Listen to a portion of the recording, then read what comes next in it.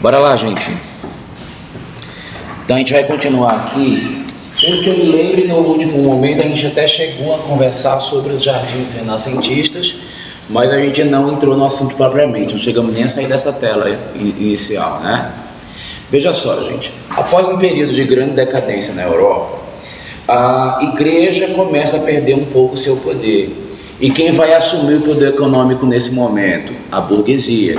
E a gente vai ver então que nesse contexto um nome mais comum vai ser uma grande família de mecenas, que é a família de Médici, que é inclusive a família que vai dar início ao financiamento de grandes obras, justamente por esse comportamento que começa a ser assumido pela burguesia no período do Renascimento, que é o comportamento do mecenato. Vocês ouviram falar isso, né, já em história da arquitetura, história das artes, que eram as pessoas que eram detentoras de grande poder financeiro nesse período e que iam começar a financiar as artes, a arquitetura em geral. Nesse sentido, a gente vai ter um grande investimento feito também para o paisagismo. Eu diria que depois do período contemporâneo, o momento em que mais se investiu em paisagismo, onde foram realizadas as maiores obras, aliás, nem no período contemporâneo nós temos grandes obras como feitas no paisagismo, desse período, vai ser justamente o Renascimento. No Renascimento a gente vai ver, especialmente na França, que vai ser um grande expoente do paisagismo renascentista, o maior paisagismo já implantado, pelo menos um dos maiores do mundo, que vai ser o Palácio de Versalhes. Porém, o paisagismo do Renascimento, ele vai ter o seu início e ele vai encontrar como principal foco de disseminação de ideias, de obras, nossa senhora, eu me desconcentrei aqui agora, peraí. As regiões de... caramba, espera que está aqui anotado o nome, porque realmente essa ligação aí, ela me desconcentrou um pouquinho.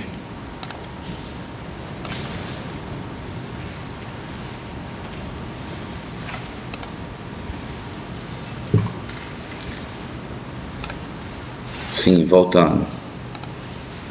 Então a gente vai ter o expoente na Itália, nas regiões de Toscana, Florença e Siena. Vão ser as principais cidades onde a gente vai ver esse foco da implantação do paisagismo.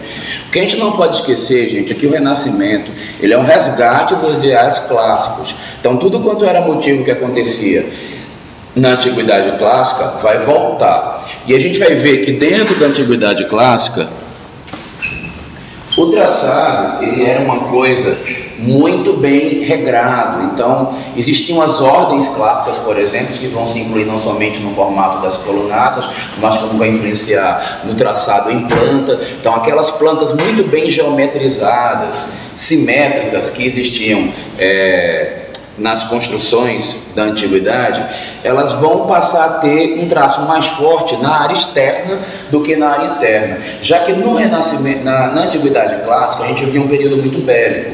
Então essa intensidade de construções voltadas para a externa, ela não ia acontecer. No Renascimento, apesar da gente ainda viver um período que ainda encontrava divergências entre as nações, ocupações e algumas guerras, isso não estava acontecendo nesse momento com intensidade na região da Itália. Então essa relativa paz nessa região fez com que a burguesia ficasse forte. E o que eles fizeram? Começaram a fazer ao redor das suas construções principais, das suas vilas, em especial as vilas de Médici, ao redor dos seus castelos e mesmo dos monastérios, jardins que eram dados especificamente à contemplação. Percebam, gente, que normalmente esse tipo de jardim, ele não ia apresentar nesse período uma característica de socialização, pelo menos não como ele nasce lá na Itália. Ele ia ser um jardim muito de contemplação. Era um jardim feito para as pessoas ou irem à torre do seu castelo e exibir o que está acontecendo lá embaixo, ou para um passeio, mas um passeio simplesmente de vislumbração. Ele não era um passeio para socializar, até porque era um jardim aberto, não apresentava grandes atrativos sociais, como nós já vimos lá quando estudamos copresença, que seria importante, e ele tinha um caráter extremamente simbólico. Notem que o jardim que ia fazer a implantação desse período aqui, que é o período de início de Renascimento, ele era um jardim plano. Ele pegava toda a topografia irregular da região, planificava e trabalhava para ficar completamente reto. Então era feito uma coisa bastante regular.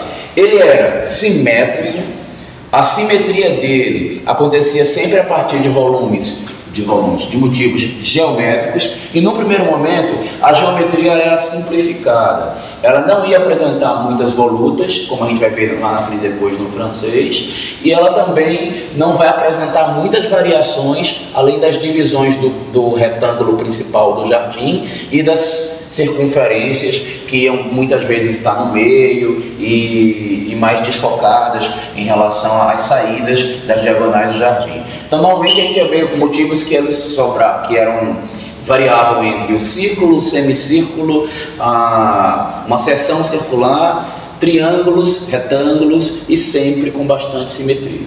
Outra característica é que os jardins, nesse momento aqui, eles são relativamente suntuosos. No auge do Renascimento é que ele se torna suntuoso mesmo, mas eles já têm uma proporção muito grande nesse período, tá? Porque na verdade agora aqui a intenção é demonstração de poder. Eu não sou mais submetido à igreja, agora eu tenho independência. Eu sou burguês, sou rico, tenho dinheiro e agora eu quero exibir, todo mundo precisa saber. Então eu vou comprar as esculturas dos escultores mais caros, os melhores arquitetos vão planejar a minha casa e o melhor paisagismo será feito também por mim, e ele tem esse quê de artístico também.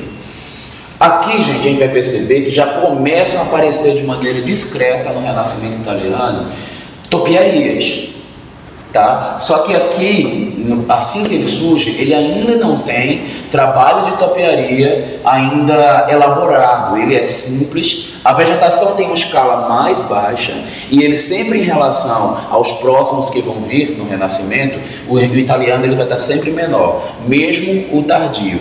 Porém, o tardio já começa a levantar muito a vegetação, as topiárias são altas e esses desenhos geométricos começam a ganhar um traço um pouquinho mais elaborado. E a gente vai ver inicialmente também, no primeiro momento também, esses traçados de jardim, eles dividem espaço com as hortas, com os pomares, que ainda carregavam em si a tradição do cultivo lá da Idade Média, né? Que eram paisagismos muito mais de subsistência, muito mais para uso de consumo. Mas ele começa a se enriquecer, começa a ter vários desdobramentos, só que sempre nessa linguagem, geométrico, simétrico, com grandes proporções e normalmente numa área para admiração de quem está observando da construção principal. A exemplo disso muito as vilas de Médici. À medida que a gente vai avançando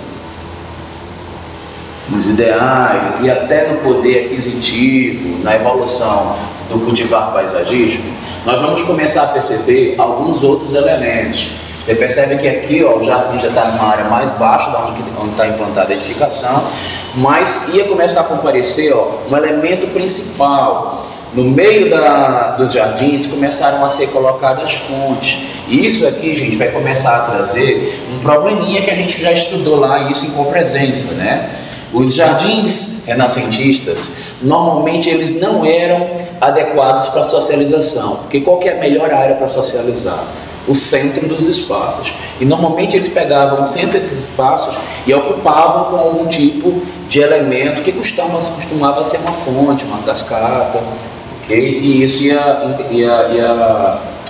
retirar essa característica. Eles eram jardins para meditação, e aí pode-se entender por meditação não aquela mediúnica que a gente vai ver do lado oriental, mas uma meditação mais voltada para o cristianismo, onde a intenção é voltar a Deus, ao Senhor e coisas desse tipo, que ainda teríamos um pouco da influência religiosa vindo da Idade Média. Mas isso aos poucos vai se desgarrando da linguagem paisagística. Num segundo momento, talvez até pelo enriquecimento dos partidos construtivos das vilas de Médici, especialmente, a gente vai começar a ver que eles começam a introduzir platôs e desníveis entre as suas áreas, ao longo da extensão de todo o jardim. E aí a gente vai ver então escadarias para poder fazer os acessos com uma linguagem, lembrando que nesse período a acessibilidade não era ainda uma preocupação. Então, quando a gente tenta resgatar um ideal do paisagismo renascentista, a gente precisa ter muito cuidado ao praticar qualquer influência que vem desse período no paisagismo contemporâneo, porque a gente precisa fazer a devida conversão do que existia em escadas para rampas, né? Que nesse período a gente não se preocupava, eles não se preocupavam tanto com isso. Mas a questão das dimensões aqui ainda eram mantidas, eles iam ficando cada vez maiores, porque inclusive o poder aquisitivo das famílias, que é do mecenato, iria aumentando.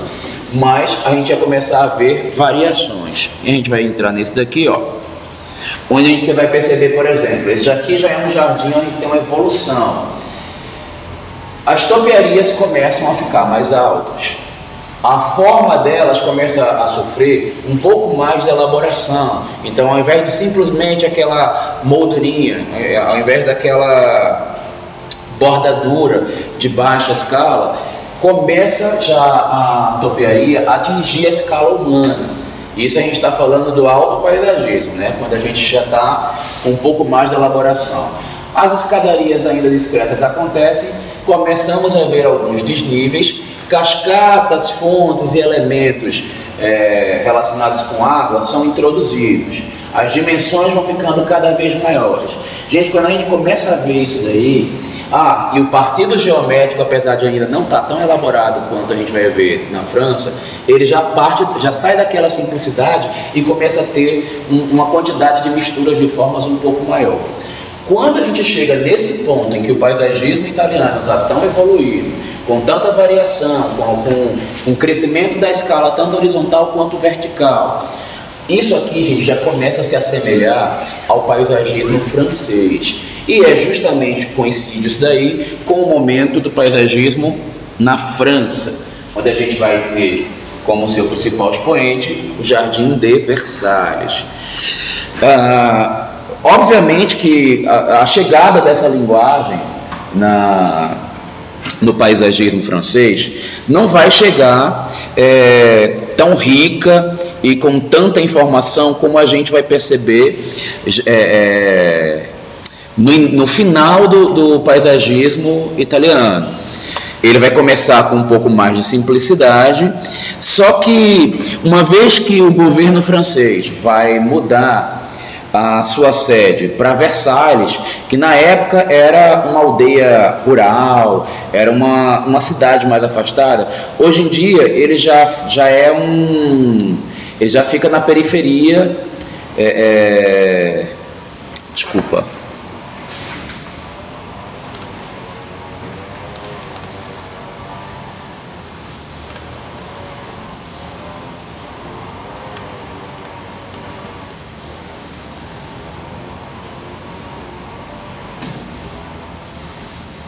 Hoje em dia ele já fica, é um subúrbio francês, né? Só para vocês terem uma ideia, a gente está falando de um local que na verdade é uma área de implantação de um palácio. O Palácio de Versalhes, ele foi uma obra reproduzida, copiada no mundo inteiro. Ele tem em torno de 2.000 janelas, mais de 60 escadas, né? Mais de 350 chaminés, 700 quartos, 1.250 lareiras. Esse jardim que está ao redor dele, gente, tem 700 hectares de parque. É um dos pontos turísticos mais visitados da França. Recebe em média 8 milhões de turistas, isso alguns anos atrás, quando eu fiz o levantamento, né, para organizar essa aula de vocês. E uma das facilidades do acesso a ele é que ele fica perto de uma estação de trem, então tem muita facilidade de acesso pelo turista. E ele foi considerado por muitos anos o modelo de residência ideal na França, então por isso que ele foi muito copiado, e obviamente que a gente vai ver até aqui no Brasil várias cópias, várias tentativas de reproduzir. né? Então, as salas que existiam dentro deles eram gigantescas, né? E, como não poderia deixar de ser, foi feito um paisagismo também fenomenal, gigantesco, para fazer jus a toda essa implantação, a toda essa, inclusive, ostentação nesse momento. Aí, o arquiteto que vai ser autor desse projeto aí, era um arquiteto muito famoso, que ele fez não somente esse jardim, mas vários outros especiais lá da França, que vai ser o André Lenotre, tá? Ele que é o autor do Jardim de Versalhes e de várias outras obras muito famosas paisagísticas na França. Aqui, gente, a gente já vê a área como se fosse uma imagem aérea, na verdade é um desenho que recompõe os diversos estádios e belvederes que existem ao longo do Jardim de Versalhes. Lá ao fundo a gente vê o Castelo de Versalhes, né? Que é uma obra fenomenal. O mais interessante, gente, é que nesse período aqui na França, nós vamos começar a perceber características muito acentuadas. É como qualquer linguagem, ela começa fraca, vai evoluindo, até que ela chega no seu auge, e a linguagem normalmente é muito carregada de informações visuais e de características do seu estilo. É o que acontece quando a gente chega nesse período aí da França. Aquele jardim que era de uma geometria simples, ele agora vai se tornar de geometria elaborada. Uma característica que ele vai manter, ele não vai perder a geometria nem a simetria, ele continua como um jardim simétrico, mas vocês vão começar a perceber que os portes de vegetação, quando a gente chega aqui, ó, eles já são bem mais altos do que na Itália, a gente vai ter mais altura. Outra coisa é que como a gente está num período onde a gente está entre o barroco, começando a pegar influências já maneiristas, então o que vai acontecer? A linguagem não está simplificada e as volutas vão comparecer com muita intensidade no desenho. Volutas são aquelas curvas que vão dando voltinhas, tá? E vai dando aquela puxadinha para o centro. Então isso vai comparecer muito como linguagem. Vocês não estão vendo aqui nessa imagem porque ela está muito global, mas já a gente vai ter umas fotos que vai mostrar alguns trechos em separados, e aí vocês vão entender melhor do que eu estou falando. Diferente do que aconteceu no jardim inicial, tanto na França quanto na Itália, a França evolui para ter dentro dos seus jardins áreas de socialização. E aí, nesse sentido, as fontes, as cascatas, apesar de serem elementos de contemplação visual, eles também interferem na questão climática, trazendo umidade, então eles vão ser um elemento atrativo, tá? Mas cuidado que hoje em dia os elementos atrativos dentro dos jardins, eles não são os elementos mais fortes. Então, os elementos de atração visual, eles não são tão fortes como, por exemplo, os que a gente estudou em copresença, como consumo de alimento, proteção contra intempéries. Então a gente precisa levar isso muito em consideração. Não cria um elemento visual achando que ele sozinho vai atrair as pessoas, porque a beleza não é indispensável à sobrevivência, tá? Mas nesse momento, como na verdade para a burguesia, para as pessoas de alto poder aquisitivo da França desse momento, aproveitar esse padrão diferenciado social era um atrativo muito forte, então essas áreas, esses belvederes, esses passeios assim tão humanizados, eles iam ser um fator de agregação social e iriam influenciar. Aqui uma imagem que mostra um pouco do acesso ao jardim, e a gente vai começar a perceber de maneira super evidente a introdução de esculturas, coisa que a gente vai perceber de maneira muito discreta, quase não presente, nos jardins de início de Renascimento. Na França, quando ela já chega no auge, a gente vai perceber como característica marcante a quantidade bem equilibrada de esculturas, tá? Normalmente as esculturas, inclusive algumas delas, começam já introduzidas em meio a um espelho d'água, então a gente vai marcar como característica também.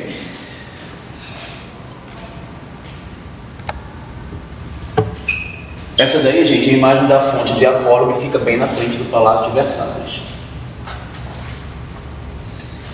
Notem que as estátuas que estão aí dentro, elas já são produzidas em metal. As de fora, elas já são feitas em pedra, né? Mas as de cá, metal, justamente por essa questão de estar dentro da água.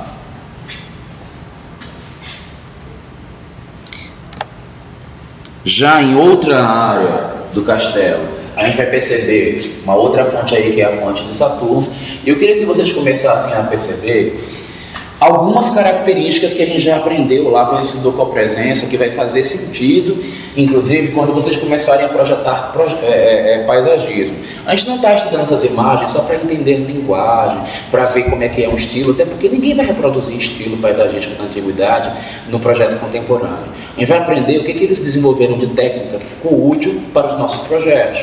E vocês veem que aqui, por exemplo, a gente tem um espaço com muita convexidade, concordam? O espaço tem a sensorialidade de fechamento muito bom, e isso é interessante para a socialização.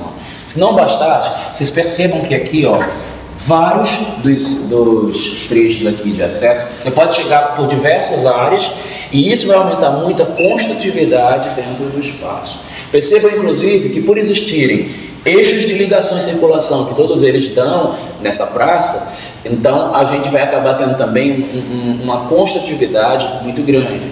Infelizmente, a atividade de atração principal que vai sobrar no meio da praça não é uma atividade de consumo, não é uma atividade de proteção ambiental, é uma atividade de contemplação visual, que a gente já sabe que ela é fraca.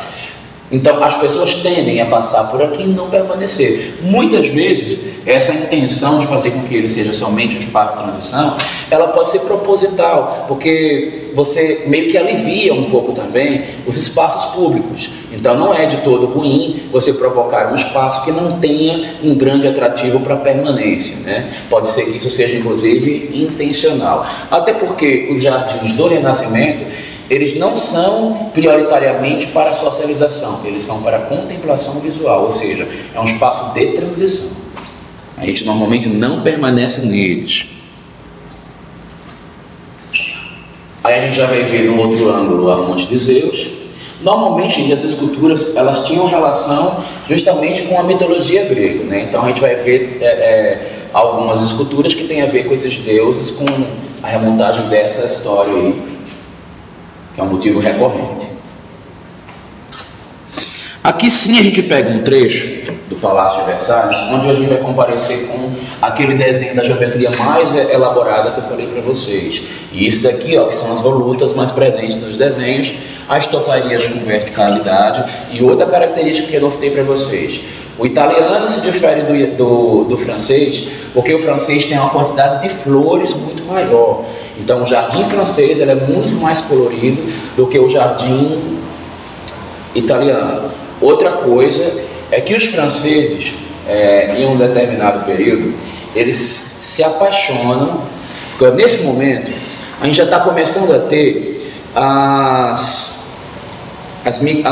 grandes navegações para conquistar novas terras. Aí a gente vai ver, por exemplo, que a gente já está vendo as navegações em busca do continente americano, a expansão em busca do continente africano.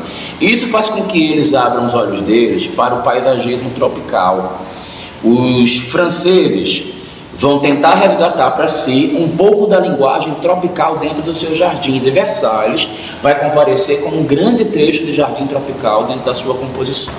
Só que aí fica uma grande dúvida e uma questão para vocês guardarem como informação. Eu imagino que quando a gente olha para uma cena como essa, lá até pela foto aí, eu inclusive ontem, né, quando eu saí daqui do Gama, estava uma névoa forte, ficou aí para vocês? Na casa de vocês chegou essa névoa? Pois então, eu fui para casa passando por dentro da neblina, e aí eu achei bonito e fui fotografar. Não aparece nada, fiquei frustrado, porque parece que a luz bate na neblina e na hora que a foto capta, ela só capta a luz e fica tudo claro. Aí a neblina não aparece na foto. Então, aí a gente ainda está vendo um pouco de neblina lá atrás, né? Eu quero supor então que esse local aí tem uma neblina cruel e que essa região é super fria. Não precisa nem ter foto para ilustrar nada, né? A gente já sabe que na Europa é super frio. Como é que faz então para ter um jardim tropical aí dentro? Porque quando chegar com as nossas plantinhas tropicais e chegar a época do frio, vai morrer, né? Esse trecho que vocês estão vendo aí, gente, são justamente o trecho de plantas tropicais. Eu não tenho certeza, porque eu nunca fui em Versalhes, mas eu olho lá para o fundo e eu penso que essas palmeirinhas que estão ali no fundo são tamareiras. E essas tamareiras são de clima desértico. não suportam frio. O que vai acontecer? Já aqui, eu acredito que são cítricas. Por quê? Normalmente as outras árvores frutíferas nem suportam ficar dentro de um solo tão curto como são esses vasos, apesar de que o vaso aqui é grande, tá? Ele não é pequeno não.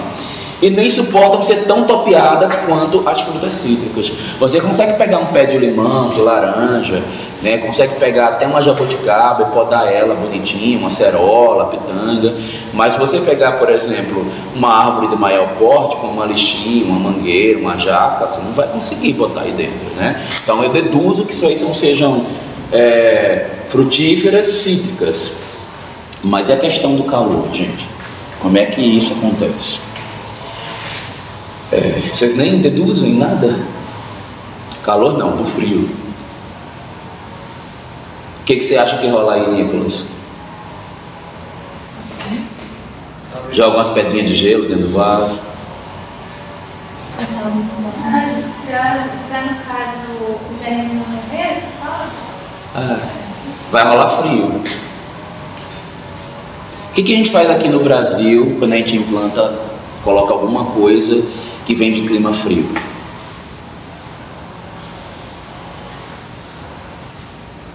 Nada. Então vou dar os dois paralelos para vocês. Gente, normalmente aqui, apesar de a gente não conseguir cultivar essas plantas de clima frio, a gente costuma mantê-las e às vezes até cultiva sob condições artificiais dentro de uma estufa gelada.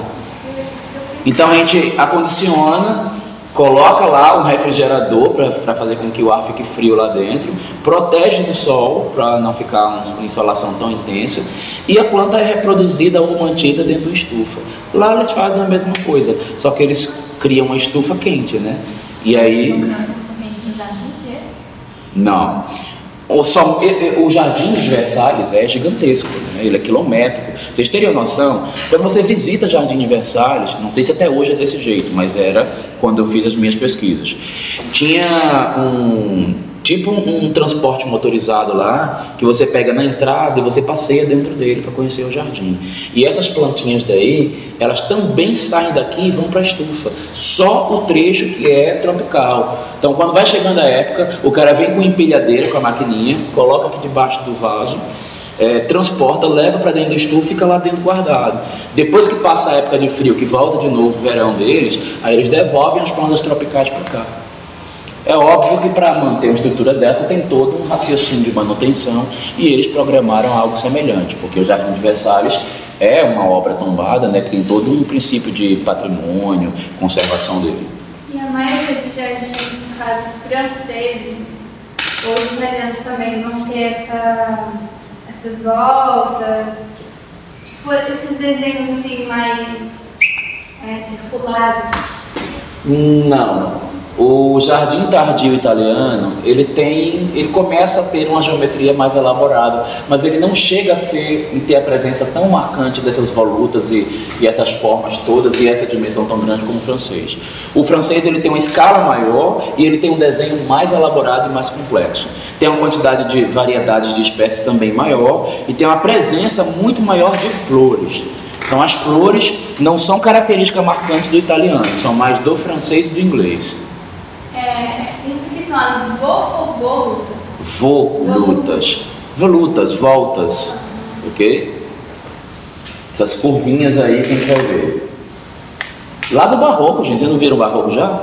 Então é aquilo lá que vocês estudaram lá no barroco, ele vai comparecer no traçado paisagístico de novo. Barroco, maneirismo também, um pouco.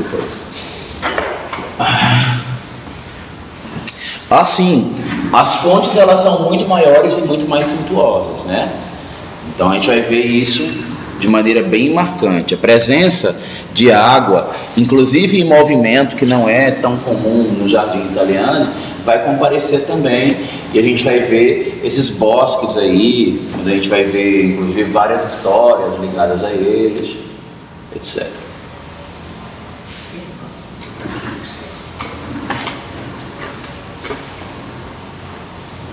É artificial, no caso a água, o adubo é artificial. Não, nesse caso aí eles pegam uma queda d'água natural existente. Eles só vão criar a área artificial onde eles provocam a fonte. Aí eles deslocam, fazem a canalização para abastecer ela, tá? Normalmente por gravidade. Agora, contemporaneamente, eu acredito que as fontes, para você ter um esguicho dessa altura aqui, eu acredito, que eu nunca fui em Versalhes, que deve haver um bombeamento lá para dar esse efeito, né? Eu não acredito que isso aí tudo aí é do jeito que era desde aqueles tempos, não. Aqui, gente, já é a visão de um jardim tradicional francês, fora lá daquele contexto, né? Então a gente já tem aqui as escadarias, já tem um desnível muito acentuado, ó, que é característica do final do Renascimento italiano. A topiaria, ela tem desenhos elaborados, você vê que aqui tem níveis, ó, tem formas, tem distorções na forma, não é somente aqueles quadradinhos mais altos. Hoje estou andando todo torto, que estou com a coluna toda detonada, estou andando assim. As balaustradas vão comparecer, ó, já na composição, que isso não existia lá em grande quantidade nos jardins italianos.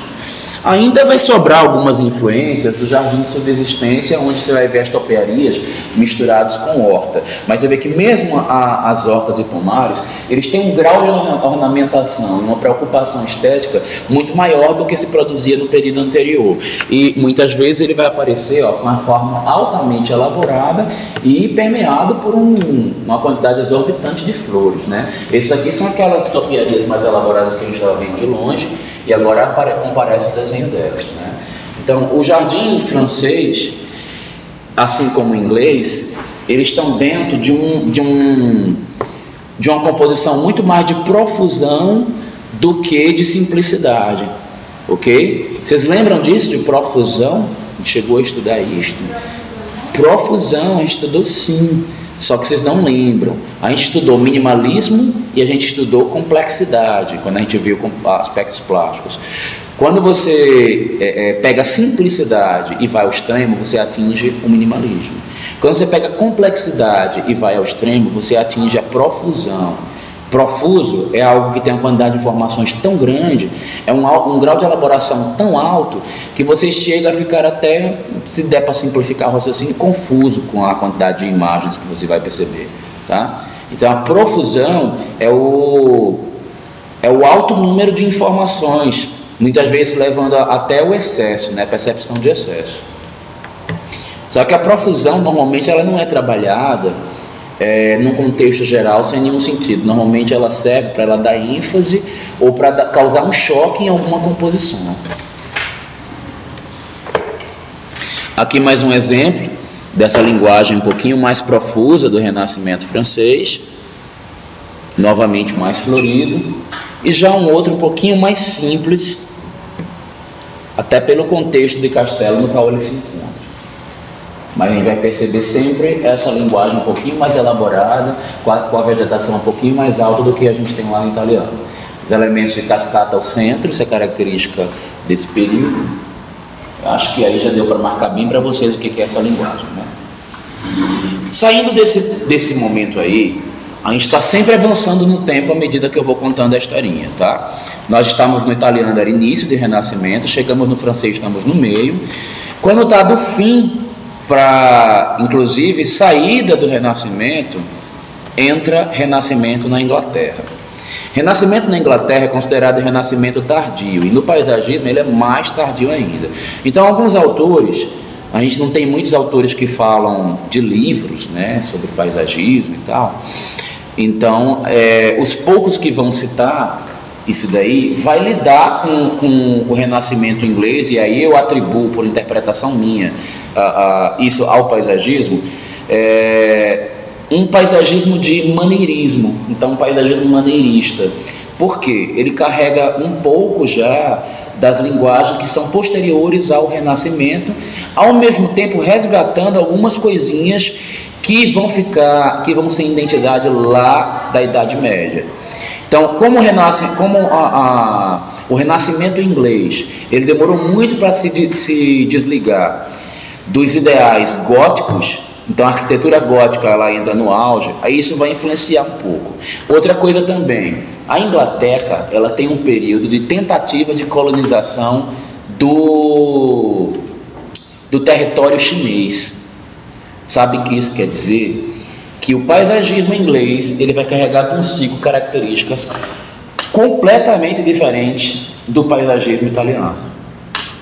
Então o que ele vai transportar para si? Vai ter topiaria? Sim, mas a topiaria do inglês é muito mais elaborada do que o italiano. Ele já começa com um super grau de elaboração. Se na França existia uma quantidade muito grande de flores, na Inglaterra vai acontecer a profusão em forma de flores. Vai ser aquela confusão não somente nas flores, mas na mistura de espécies. Inclusive isso é uma coisa que é característica da linguagem. O inglês, gente, ele mistura tudo quanto é planta num único lugar.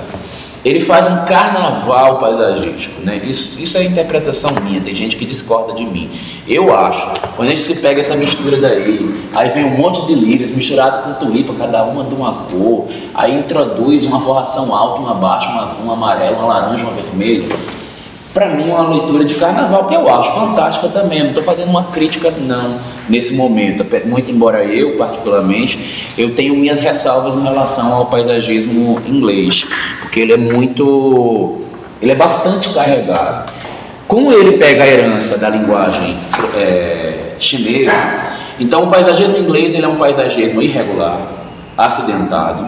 É também um paisagismo de grandes dimensões, apesar de que a Inglaterra não tem essas grandes dimensões que a China tem, mas eles buscam esse ideário da perfeição, do equilíbrio entre as energias que eles herdam dos chineses, só que eles não fazem isso com maestria como os chineses fazem, e eles também trazem para si a ideia dos jardins de reflexo. Mas aí você vai pensar, então é igual ao chinês? Não é. O chinês ele coloca muito os jardins de reflexo como entorno das suas construções. O inglês, ele procura uma coisa mais bucólica, então ele pega muito mais aquela linguagem do campo, sabe, do subúrbio rural, e aí ele coloca aquele reflexo e aquelas árvores que estão à beira do lago como uma ideia de imagem, do que aquela introdução da linguagem arquitetônica chinesa, que vai fazer aqueles espelhos d'água lá com aquelas pedronas. No inglês, a gente não vai ter tanta presença daquelas pedras irregulares que a gente vai ver lá. Mas como o tipo de vegetação que tem lá, ele é dado as mudanças de cor, então a gente vai ver os degradês na vegetação, os coloridos em degradê que vão acontecer ao longo das estações do ano, por conta das colorações típicas que tem lá, das árvores típicas. Quando o senhor fala inglês, o senhor está falando da Inglaterra ou de todo o continente, né? Eu não posso dizer para você. A gente pode pensar da Grã-Bretanha inteira, porque na verdade não existia uma linguagem, por exemplo, da Irlanda, que a gente dissesse assim, caramba, isso aí marcou, isso aí vai ser característico. E mesmo os livros que citam a Irlanda, eles citam também como paisagismo maneirista. E estando próximo da Inglaterra, vai pegar a linguagem da Inglaterra, porque a Inglaterra ela é muito mais forte em termos culturais e artísticos do que a Irlanda. Então ela vai sempre absorver essa cultura. Porque na Irlanda tem muito explore ainda. Tem, mas é por herança da característica inglesa, que também está herdando essa característica lá da China. Então vai ser muito semelhante. Pode associar a Grã-Bretanha, sim, com certeza. Mas como o livro não fala muito de Grã-Bretanha, fala de Inglaterra, então é melhor a gente se focar na Inglaterra, tá? E aí está essa ideia que eu falei do degradê de cores para vocês, que é muito mais intenso ainda, à medida que a gente pudesse analisar as estações do ano, né? Os reflexos e sempre o paisagismo com a sensação de amplitude por conta disso.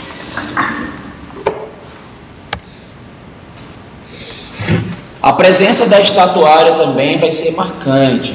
E normalmente agora a gente vai ver muito isso, o paisagismo com seus espelhos d'água à margem das igrejas, já que o gótico ele se estende muito, o gótico é uma linguagem predominantemente sacra, e a gente vai ver essas esculturas. Porém, no período do Renascimento, quando ele é inglês, a gente vai ver a introdução de umas imagens um pouquinho diferentes do que a gente vai ver nos anteriores do Renascimento.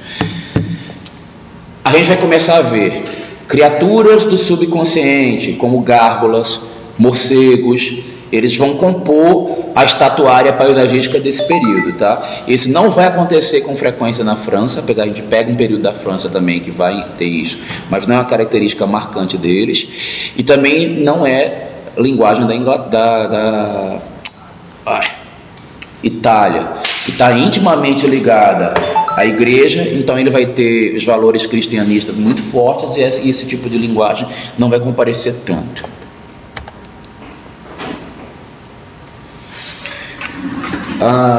A presença de flores e caramanchões vai ser muito constante nesse tipo de jardim, tá?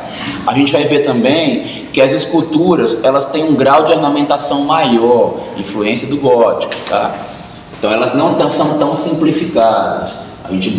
Eles buscam um pouco mais de suntuosidade. Aqui a gente já vê, ó. Eu não tenho preso no gótico de soltar. Isso daqui é um passeio bem típico do que os ingleses fazem até hoje nas suas residências. Apesar de aqui estar num jardim público, você vê, ó, uma espécie, outra, num pequeno trecho, uma variação de mais de 30 espécies, em uma verdadeira confusão de cor, de forma, de texturas. Então o inglês, ele mistura tamanho, cor, textura, espécie, tudo. É um carnaval paisagístico, paisagismo inglês. Essa parte do carnaval corta, tá? Essa é opinião particular minha. Eu falo um pouco disso, tenho um pouco de trauma, porque eu tive um sócio, né, num dos meus escritórios, que ele tinha um filho que morava na Inglaterra, e ele vivia visitando a Inglaterra. Então quando ele voltava, ele queria copiar tudo que os ingleses faziam, porque ele achava a coisa mais linda. Então ele pegava os nossos projetos, inclusive a frente do nosso escritório, entupia de tudo quanto era planta, misturava tudo na frente. Eu achava aquilo uma confusão, aí eu fiquei um pouquinho traumatizado. Mas eu confesso que hoje em dia, por influência dele, eu misturo um pouco mais. Antes eu fazia uma coisa muito mais clean. Acho que melhorou o meu trabalho. É bom a gente atingir um equilíbrio. Mas estava assim, de encher os olhos, né, da pessoa. E por incrível que pareça, ó, tanto os jardins mais organizadinhos, mais formais, eles agradam muito, dependendo do perfil familiar, o perfil de família, o perfil de população. Quanto esses aqui que são carregados de informação, eles enchem muitos olhos. Tanto que esses que têm muita informação, eles são muito desejados pelas noivas para tirar foto, né? Então lá na frente do meu antigo escritório, sempre, qualquer dia que você vai lá de fim de semana, tem sempre gente tirando foto na frente, especialmente as noivas. Tem muito, todo fim de semana tem. O paisagismo inglês também vai ser muito rico em topiaria, tá? Então os trabalhos aí com artificialização da vegetação vai estar bastante presente, porque eles vão herdar isto de maneira intensa dos ingleses. Outra coisa que a gente vai ver, que vai comparecer, que é um tipo de linguagem paisagística que a gente vai herdar dos ingleses, é o labirinto, tá? Labirinto é um conceito explorado no paisagismo inglês. Então a gente vai ver essas topiarias muito altas, e aquelas histórias que vocês veem nos filmes, que a pessoa está dentro do jardim, está perdida no labirinto e tal, é justamente remontando esse período aí com esse tipo de linguagem. Justamente porque as topiarias no paisagismo inglês, elas vão atingir uma escala bem mais alta do que nos períodos anteriores. No francês, então, no caso, não tem esses labirintos? São só geométricos. Ele tem o que deu origem a esse labirinto. Por quê? O que você tinha antes? Uma topiaria feita com bordadura, que é uma coisinha baixa. À medida que os tempos vão evoluindo e isso vai crescendo, o francês chega a ter quase um labirinto também. Só que ele não é tão alto que nem no inglês. Então não vira um labirinto, porque labirinto é uma coisa que você não sabe o fim e se perde. No francês ainda não tinha altura suficiente para você se perder. No inglês já tinha.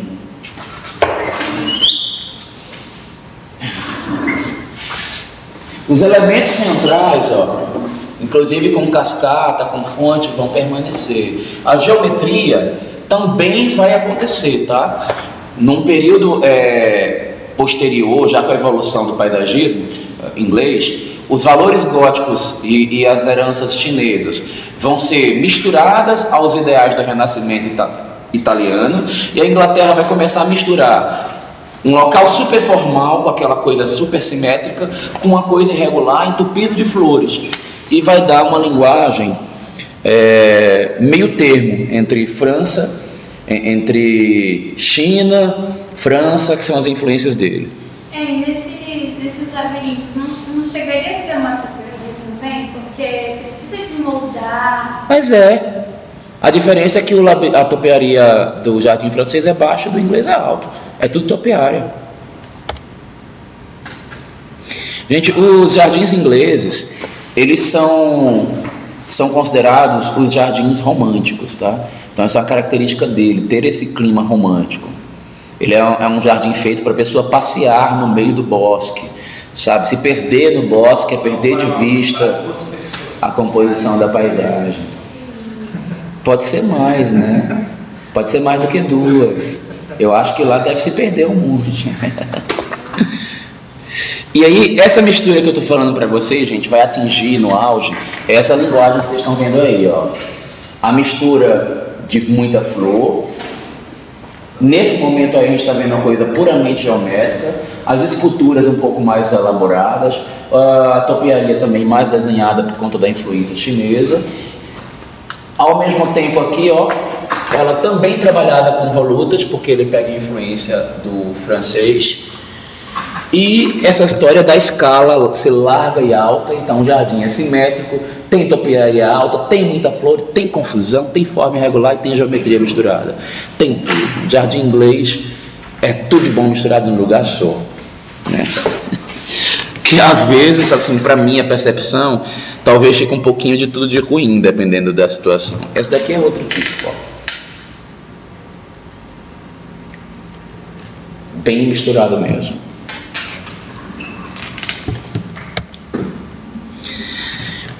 Característica típica do jardim inglês, eles apresentam muitas alamedas, ou seja, esses enfileiramentos ordenados em pares e normalmente simétricos ao longo de um passeio, justamente por conta da característica romântica desses passeios.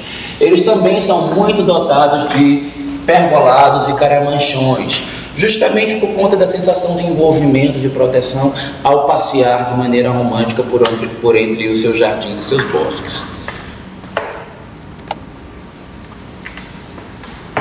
A presença da água, de novo as alamedas, lembrando que as alamedas no caso dos ingleses, elas não são muito feitas por palmeiras, isso não é comum. A alameda de palmeiras é uma característica mais do nosso jardim tropical, tá? Os jardins europeus, eles quando fazem alamedas costumam ser mais com árvores, tá? O jardim de folhas caídas também, que é uma coisa super romântica, é uma característica desse tipo de jardim aí, tá? E a gente encerra aqui Renascimento, beleza? Gostosinho, né? Isso é um bom lugar para se furar um pneu, não? Vamos dar uma parada, porque a gente daqui para frente já começa a brincar de jardim contemporâneo, tá?